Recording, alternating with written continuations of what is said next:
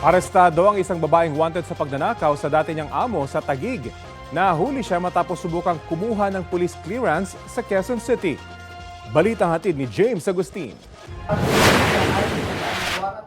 Kukuha lang ng police clearance sa 54 anyo sa babaeng ito, pero hindi na siya nakaalis sa Project 4 Police Station sa Quezon City.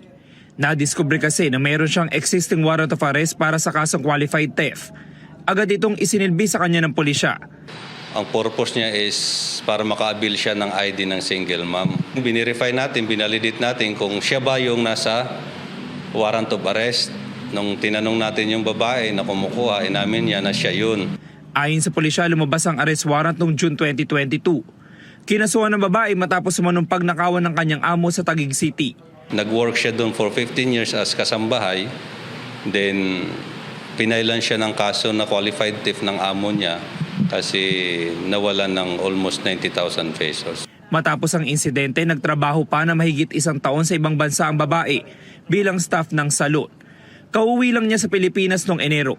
Itinanggi niya pinagnakawan niya ang dating amo. Hindi ko po alam na kinasuhan ako eh.